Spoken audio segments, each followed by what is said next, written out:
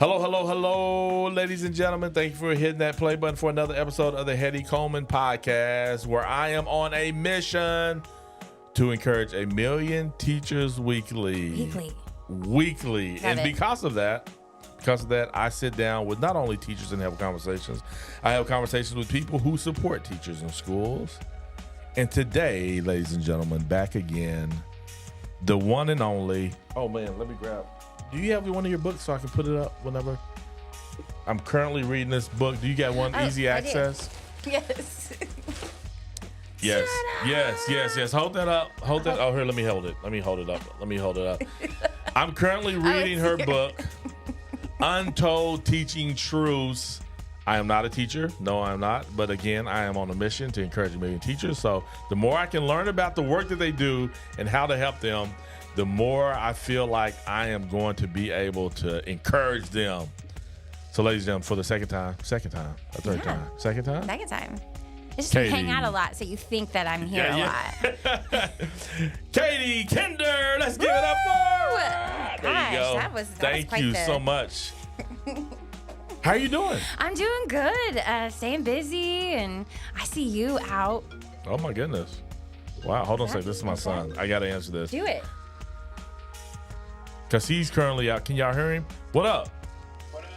How you doing? Hey, you on the podcast live, so Hi. Say all the right things. What are you doing? Okay, you just not got to Piedmont? Okay, got you. Bethany. Go to Bethany next.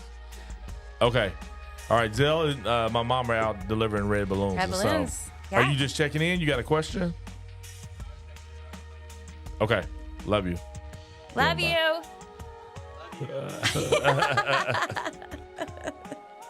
That's cool. So talking about encouraging 1 million teachers weekly. We're delivering these red balloons once a week. I love it.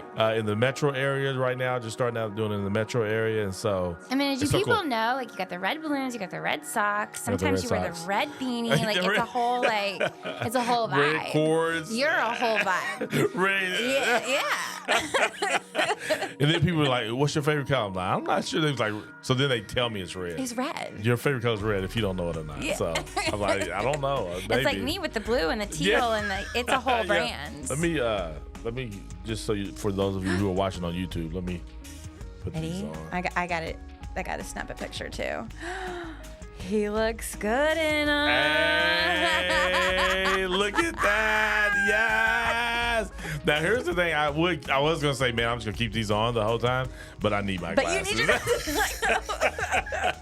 I can't keep these on. These are only for photo ops. Yeah. And they look good, though. You might need a pair. I like that color. Yeah. I like that color. And really make you pop. And of course, I like bright color on my glasses or whatever. I have green. Those are good too, though. Those are good. Yeah. So, okay. So what have you been up to?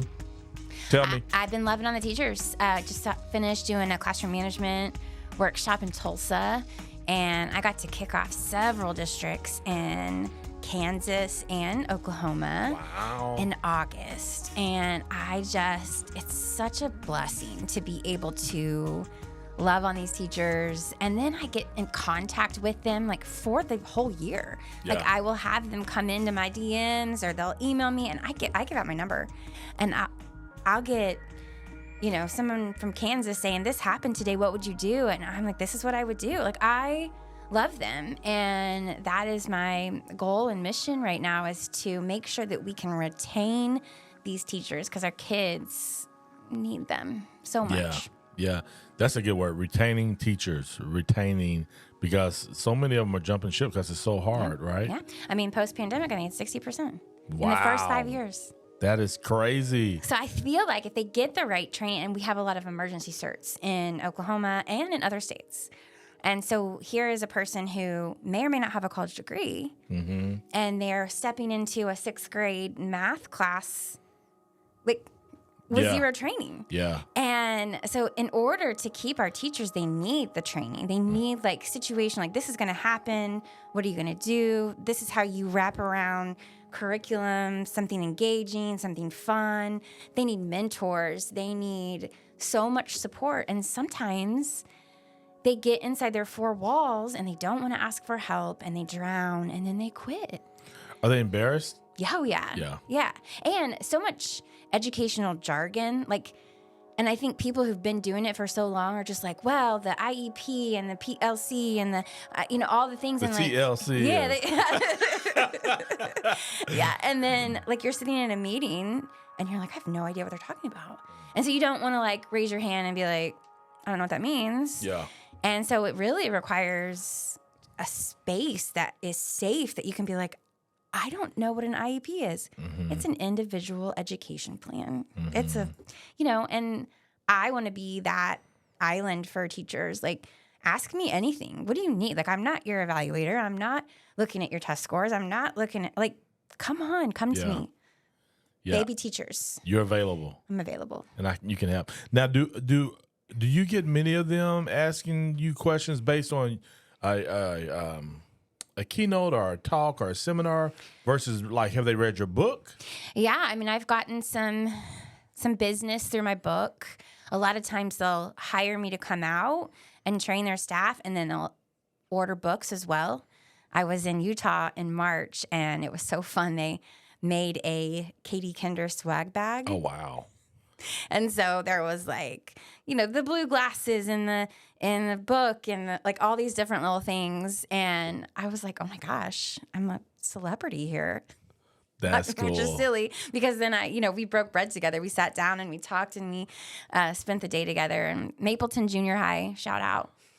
They are precious. And so, yeah, sometimes it's like a principal that says, I've got 10 to 20 teachers that need classroom management, like specific, this is how you manage a class of 30 plus. Okay. Yeah. And other times we want to talk about AI or how is that going to change our classroom? And so I customize, but I get that a lot. Digital addiction. I get that one a lot too. Like what do we do with the cell phones? Gotcha. Which is such a distraction in our kids' lives. And so I think they got to ban them. Mm. And they're already one-to-one technology-wise. Like they already have an iPad or a Chromebook. Yeah. They don't need their phone. When do they not? When did they start allowing phones in schools? I feel never. If you go to so this is the difference. If you go to any school and you look at their handbook, which I think they're all required to have, it will say no phones in the classroom. But the teachers, like, what if it's not brought from the top down, it makes it really hard to ban them. And teachers kind of give up. Like, I even had a teacher reach out and was like, I know that they shouldn't be on their phones. I know that they shouldn't be on TikTok and also trying to do my work. Like, I know that. But I want to quit. Like, I don't know what to do. Yeah. And so you let them have them, and then you try to create this, all right, I'm going to let you have it, but you need to do this for me for. Yeah. And that's just, that divides our kids' brains too. Yeah. Like, their IQ goes down by 10 points if they're trying to do that. Like, that's the antithesis of our job. And so we got to ban them. And they can. And so once they're out of sight, if they're in a bag or they're in a locker, and I'm not like unreasonable. Like, if I have a kid that comes to me and says, my dad's in the hospital and he's getting a surgery and my grandma's going to text me, like, of course, I'm going to have you step outside or you need to call mom or whatever. But then I want you to put it up. Yeah. And it's worked really well in my class. It's a law in France. Did you know that? No. It's a law. Like, if you bring your phone to your school and are caught with it, you get a ticket. What? Yeah. And what happened to their test scores, Heady Coleman? Through the roof, better. Wow. Now, how long have they had that? A couple years. Wow. That's pre-pandemic. So, yeah. Yeah. No, I had not heard that. Yeah. So whenever you're thinking about, like, I'm reading your book right now. I'm not a teacher, of course, but I'm really but digging it. But you could be. Come on. Come on. We need you. I'm really enjoying it. Just kind of getting. Now, you're not every teacher, but you're a teacher, right? Yeah. And so just kind of being in the brain of a teacher. Oh, yeah. Is what I feel like as I'm reading this, right? Sure. And then I'm thinking about, okay, who's that teacher that they would read this and their ability to be an educator goes to the roof, right? Because they can start taking some of these. Yeah. Who is that teacher that you think could take this book and really skyrocket? I really think it's for every teacher. I really do. Like, I really market it to baby teachers. That's what I call my teachers who are in their first 5 years. And I mean, if you open up my heart, I believe baby teachers, I love them. And I want to be their mentor and their person. But really, it's for a vet teacher who has burned out. And I really want to get to the bottom of that. I don't understand it. You've burned out, but you aren't going to leave because you're vested in your 401k and you're like, so how do we get you to get that spark back? Because nobody goes into the profession like, I'm going to sit at my desk and I'm going to be a bad teacher. Like, nobody. Nobody does that. And so how do we get the spark back for some of our teachers who feel burned out? And so the book is for that too. Yeah. And I think it's really about that circle of influence. Like, you can get so upset about the state of public education or laws being put into place or something, but like, you really have to like narrow in on your circle of influence and your four walls and what you can do. Because if you do start spinning out about some of that stuff, then you will burn out. Yeah. So for you, like, if I'm a teacher, right, and I listen to this podcast, I'm like, oh my goodness, I need Katie in my life. Is that a coaching opportunity? Is that, what does that look like, and how? And I'm like, on my salary, could I afford to be able to pay for such a service? Like, what does that look like? Well, I always like to work in budgets, always.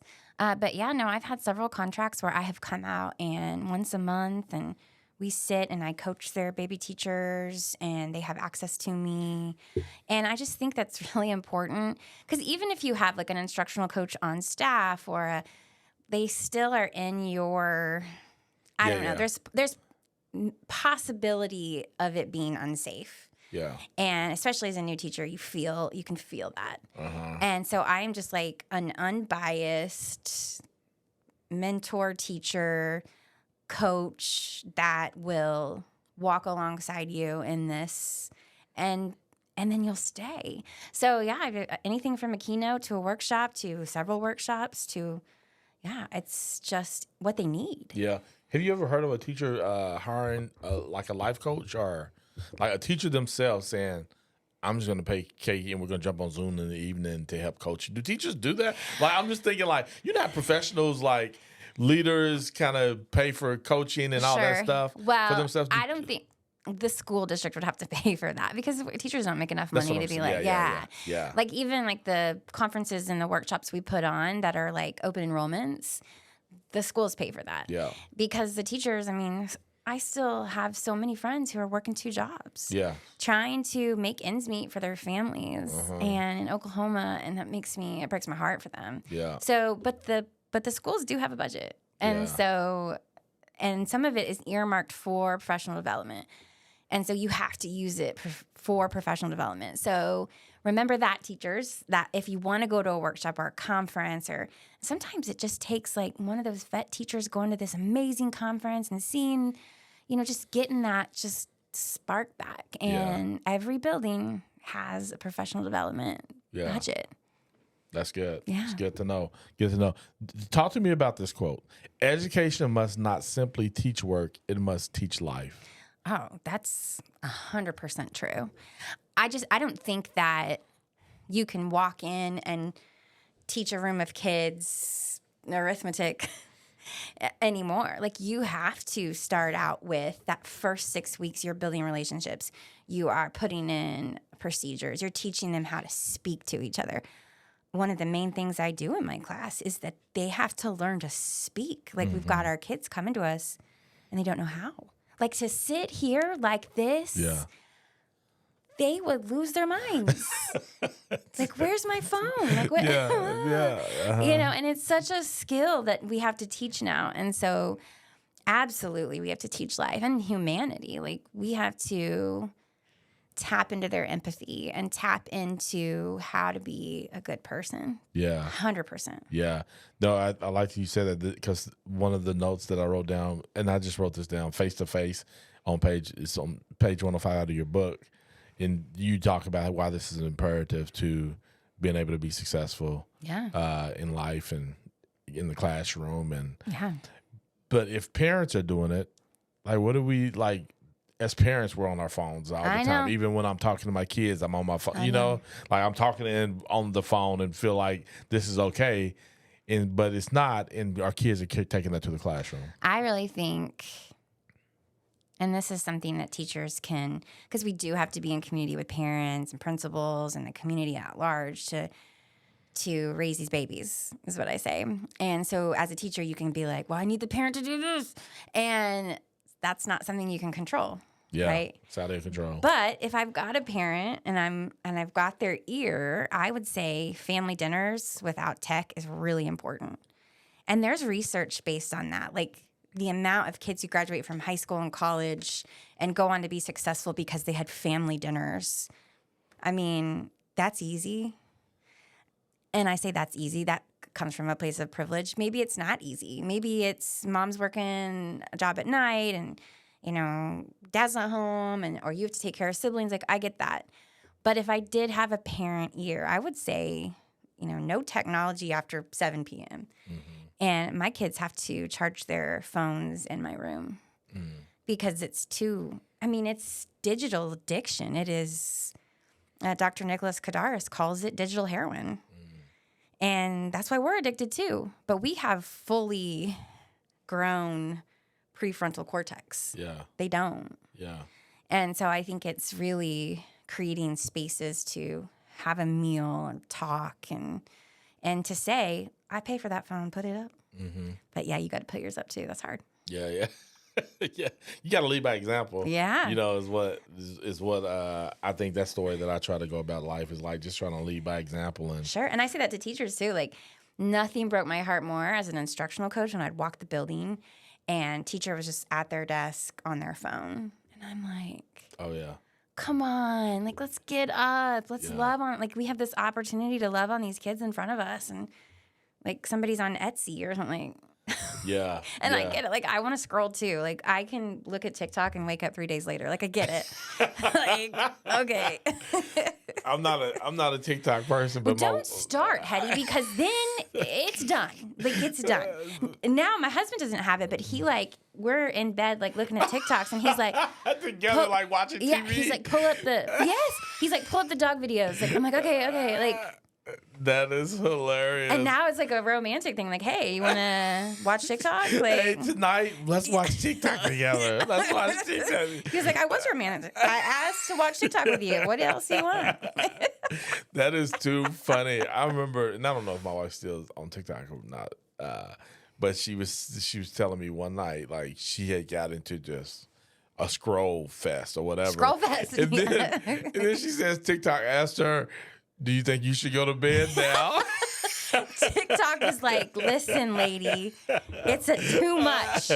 Yeah, like, this is enough. Lay down, close your eyes, and go to sleep. TikTok. Now, I don't know if it was TikTok or if somebody intentionally is making videos and putting them on TikTok to where you should go at some point.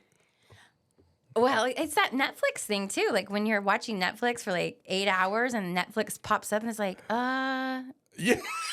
You think maybe you should get your life together? Yeah. Do you want to rethink the next episode? Like, don't watch the next episode, please. It's please, like, are you please. there? That is so funny. But no, we parents and adults, we have to really definitely lead by example. Where do you think education is headed? Like, do you like, as far as traditional public schools? Do you see they're beginning to? You see it needing to be different? Where are we going? always think it needs to be evolving 100%. Yeah. Like, we have to, our kids come to us and continue to evolve and continue to come to us with new issues and things. And now, I mean, AI, people are up in arms about AI. And I kind of am in the middle. Like, we should probably teach our kids how to use it and how to use it correctly, and also be a little leery of it. But I still will stand by this. No technology, AI, robot, anything, computer, can walk next to a kid in a tough time and love them. Yeah. Except for a teacher. Like, our teachers aren't going anywhere. We're not going to have robot teachers. We need that human connection. And I think that if the pandemic taught us anything, it's taught us that. Yeah. Like, there are so many conferences right now that are in person and people coming in person and no masks, and they are craving connection, and our kids are too. And so I think, sure, we evolve, we take the new stuff and we learn and always grow, but we're always going to need teachers. Yeah. Yeah. Yeah. Yeah, it's so important. I was my son put a quote out there that said that teachers' average impact is 3,000 students in 10 years. Like, if you teach for 10 years, you're going to, I'm like, oh my goodness. Like, who else is getting that? Make that kind of difference? And so how can you be intentional with that time and really get the most out of it? Do you know the National Teacher of the Year is in Tulsa? And is a friend of ours, and you need to have her on. I do. Precious. But she gets up at her talk, and she's like, I need you to. And I'm kind of ornery and all over the place. She's like, you could like go to sleep to her voice. I tell her, like, you could be on TikTok and make millions and be like, because people are just playing TikTok videos to meditate, like listening to. I'm like, what is that you're watching? TikTok. I'm like, oh my goodness. But she gets up in her speech and she says, I want you to close your eyes and I want you to think of a teacher that impacted you, and she's like, your face is going to be on those kids' minds in 10 years and 25 years and 50 years. And that is not something that we should ever take lightly. Yeah. And so I think it's really important that we remember that. And sometimes it's hard because you get into the day-to-day grind, you're breaking up a fight. I teach middle school, so it's like there's middle school romance drama, and this is happening, and there's a sub next door, and she quit and left, and you have to take in that class. Like, I get it. And sometimes you have to breathe and be like, okay, like, I'm here for these kids, and they knew that I showed up every day. Yeah. Now, what does she teach? What grade does she teach? She teaches, Rebecca, math. Okay. Math. She think? loves math. Juniors. I think it's an honors, calculus. Oh my goodness, she's like that kind of teacher. Oh yeah, I think she goes like math conferences and stuff. And I'm my goodness. I'll read some poetry and stuff. Yeah, teacher. My son, who I feel like. He didn't go to regular school, so he does Blue Jay Academy, which is like, I don't know what that is. Blue Jay Academy is like epic, but it's through Guthrie School, so you can do Guthrie sports and stay at home. Okay. And he's a pretty smart kid, I guess is the way you would say it. And so like he's taking calculus and all these classes online without a teacher involved. And still, like, he's still at the end of the year, he goes to pass his test. Like, because I'm thinking, like, you're cheating or something's happening. You're not obtaining. Then he goes to take his test. He's like, yeah, man, all A's and shit. I'm like, how are you learning calculus on your own? Like, I can't learn it with somebody teaching me. How are you learning on your, like, how does that happen? I don't think that's fair. Tell me as a teacher, how does that happen? You're so intelligent that you are teaching yourself calculus. That's what, I think our kids they all come to us from different walks of life, and you've got kids that are outliers. That's what it sounds like to me. That's an outlier. That's like a kid that's gonna like take over the world, which I'm here for. But yeah, I still think, surely he still has like a counselor and people that are checking in on him. Yeah, they check in, but they don't ask about schoolwork. Yeah, so they're just checking in to make sure that he is doing his like. I don't even know what his checking. I guess because he's an athlete. So I think the athletes have to have somebody that they check in. But and he has a coach that kind of walks alongside of him, and he has friends and a great family. Oh, yes, he has all that. But still, that doesn't tell me how he's learning calculus on his own with no teacher. It's an outlier. My babies, I love my babies, but they're not learning calculus by themselves. Because this is what he's doing. He's like, the computer's going, I'm telling them, like, hopefully nobody from Guthrie Public Schools listens. But anyway, he's like, I'm sure they do, Heady Coleman. He's like, the computer's going. He has it turned all the way down. He's on his phone doing something, not schoolwork, I'm sure. And then I'm like, Zell, are you doing no. I say, Zell, what are you doing? Schoolwork.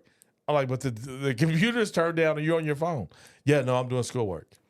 Okay, think about what he could achieve if he put his phone down. Because if he can look at his phone and also do calculus, then he could like solve. I don't get it. He could solve world hunger. Yeah. I'm gonna tell him that today. Tell him, Zal, get off. We need to FaceTime him again. That was him, not in school, out delivering red balloons. So this is my fault. He's not doing school. He's doing red balloons right now. So this is all my fault. I'm a parent. I'm just a human parent. So. We are. It's messy. It's messy. It's very messy. Okay, so we talked about where education headed. You think it should always be evolving and doing those good things. How do you tell people they can best support teachers? Like this is one of my favorite questions. You and I have talked about this before. I mean, the community, just know that, like, if you're a doctor, you're not buying your own supplies. Yeah. Like if you are, whatever it is, my husband, who's an accountant, he's not purchasing his own computer and purchasing his own printer paper and so I think loving on teachers until we can get them fully funded. But like, how about you drop them an Amazon gift card? How about you show up with red balloon and coffee? Like, I mean, just. Okay, it's not going to be a $100 gift card from Amazon maybe, but maybe a $5 Sonic gift card. Yeah. I mean, something that says like, hey, I see you, and this is hard. And it is hard. Yeah. And I think as parents, like support the teachers. I think sometimes we get into like mama bear mode, like I will take you down. And know that they love your kids, and they are trying their best, and they might need you too. They might need you to come be a volunteer in the classroom. Come get you some. Yeah. And I think helping them with supplies, loving. If there's a teacher's like night where they have to be there until like 8:00 at night because there's parent teacher conferences, like you could feed them. Yeah.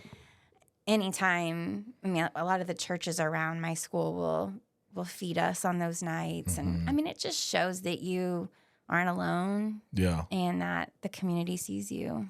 It's amazing. Like when I hear teachers or somebody say that their schools don't get very much support, I'm like, are you serious? Like, what about a local church? Local churches aren't helping out. But I guess I take it for granted because here in Guthrie, it's something common and that's something I'm passionate about. I just assume that it's happening everywhere. Well, in like big urban places. I mean, Guthrie it's not a tiny town, but it's, you feel like you know everyone kind of, and you feel like, oh yeah, I know Heady is the red everything. and I think sometimes those big urban schools can get lost in the shuffle. Gotcha. And I think you got to ask. My mom's book, Miracle on Southwest Boulevard, that I brought you today. Yes. That's what she did. She went. Shout out, Mom. Cindy Hem. Love you. She's in hallway leadership too. She has a chapter in there. Oh, does she really? Yeah. Hold on a second. Let me grab these other books since we shout them out. Let me grab these books. But she went to churches and she went to businesses. And even the mayor, I think, of Tulsa at the time said, don't get your checkbook out while Cindy Hem is around because she will ask you she will ask you for money. Like, are you going to help my kids? And she had a community garden that each family had a plot where they grew their own food. And she got a store put on property because the families in the housing projects next to the school didn't have cars. And so they couldn't get to the grocery store. There it is. That's it right there. Yeah. I was in Putnam City at their convocation, and I had these books out. I was with Derek and Shamil, shout out, Dear Ricky, and I had the whole shebang. All of them. We had all of our books out, and we were handing them out and loving on the teachers. And some girl runs up to me and was like, "This book saved my life." She's talking about Miracle. Oh, this one? Mm-hmm. One of the students or one of the new teachers. One of the new teachers, okay. And she said, last year I was in a building. I felt so alone. This book was just in my room. I don't know why it was there. It was just there. And one day after school, I was going to quit. I sat down. I started reading it, and it literally changed my life. And then she looked at me, and she's like, "You're not Cindy Hem. Like, who are you?" Yeah. And I was like, "She's my mom." Oh. And that's the reason she's like, she didn't know that you were she was holding it up to Derek and Shamil and being like, "Where?" Like, and he's like, "The author's here. She's right over there." And she's looking at me like, You are not the author. I don't know if anybody told you, but you are not her. Listen, I wrote that book. Okay? You're welcome, Mom. Then this book? You and Taylor, you guys coined it. Hallway Leadership. And it is fun, and it's really kind of been taken off. We've got them. There's a school up north who just purchased them for all the principals in their district, and they're doing like a whole book study over it. And if you guys don't know, Hallway Leadership was coined by Heady and Taylor. Yes. And Upchurch. There's more Taylors in our... Taylor Upchurch. Upchurch. And so... His name's on the front. Yeah. He was on the front. So he was at your podcast, and he said, I want to be a hallway leader. I want to be And I was like, oh, man, I text both of you, I think, after I listened to it. And I was like, we're writing a book, right? Yeah. And they're like, well, you wrote. Well, Katie wrote Katie wrote her mom's book. She wrote our book. Listen. Katie wrote this book. Katie's writing all the books. If you need a book written, come on. That might be the business that you go into. You write people's books. Listen, I will meet somebody in like Walmart, and they will tell me it's on my forehead. Tell me your life story, and I'm like, girl, have you written this down? You got to write this down. Let me help you. Like you got to write this story down. You can't just do not talk to Katie about a book. Wait, let me see. You have so many great quotes in here from other people in this book, but I'm gonna read some of the book, okay? It says, I started studying my new students. I teach 4 or 5 classes each day, which can amount to 150 to 150 kids, names that I must memorize. Yep. I give myself 1 week to get it down. Yep. How in the world? You say every day for a week while my students are working, I walk to each desk practicing their names. They think I'm weird, and I just smile. They smile too. Yeah. I'm like, okay, what's up, Heady? Yeah. I'm like, okay, how was your summer? Okay, what's your, and it's so important to learn names. So important. I would say that's number one when they get there on the first day. You got to get their names right. Okay. I had a student, Diogene, and I kept butchering her name, and she's like, oh, it's fine, you can call me that. And I'm like, no, ma'am, I will not call you that. Not today. And so I go and I practice, and I even have their picture up on Power School or whatever, and they're in there. Like, I'm like, okay, got it. And so I love my babies. I always say their names. Good. Last question. What's the one tip you're going to give a teacher to manage her classroom better? I think it's procedures. It comes down to procedures. And that's from kindergarten to 12th grade. Yeah. How do we sharpen a pencil in here? How do we ask to go to the bathroom? Because if you're not managing them, they're not learning. Yeah. And so that has to be number one. So there's some really simple things. Like, I need your attention on me right now. That's everybody. Like, don't try to teach something while kids are running around and talking to each other. And so, I think you've got to procedurally, this is how this works. Yeah. And then you teach it, and then you reteach it, and teach it again, and you reteach it again. And that's how they learn. They understand that these are your expectations. And loving kids and doing what is relentlessly right for them is having high expectations. Yeah. We have to love our kids enough to have high expectations. And so, we can have fun, and we're going to learn, but also high expectations. That's good. Across the board. Yeah. That's good. Ladies and gentlemen, Katie and I have to run to a school, and so we don't have much time, and she has an appointment. But I'm going to read this last thing because it's funny that you said that, because I was right on this, and I underlined this. Free hint is what it says in her book.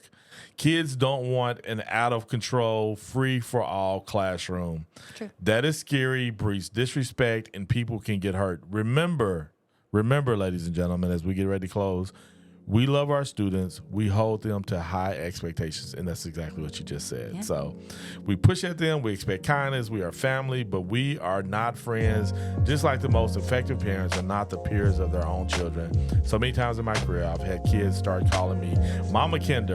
Sometimes the mom word slips out accidentally, and sometimes my students just call me that for the entirety of the school year. I am proud to be in local parentis. but I am not the peer or friend of my students. 100%. Katie, thank you for this book. My It's helping me goodness. serve Heady teachers Coleman, better. You're precious. And you rock. And so I'm grateful that now we get to go and just spend a couple of seconds at a school and just go in with all the energy and make them mad, because they say, Heady, when you come, you get the kids riled up. So we won't mess with any of the kids. Ladies and gentlemen, thank you for hitting that. Oh, wait, where do they find you on social media? Instagram, Untold Teaching Truths, Twitter, now called X. Now called X. You're killing it on X, too. I don't know if that's true. At Katie Kinder 1, you can go to my website, katiekinder.com. And you could even Google search me, just like you can Google search Heady Coleman. Yeah. And it'll just pop up. Google, and remember all the books, okay? Remember all the books that she has going on, and the glasses, and all the good stuff. I will send you glasses. Yes. Hit us up. Thank you again for hitting that play button for another episode of the Heady Coleman Podcast. And as always, ladies and gentlemen, go win. Go win.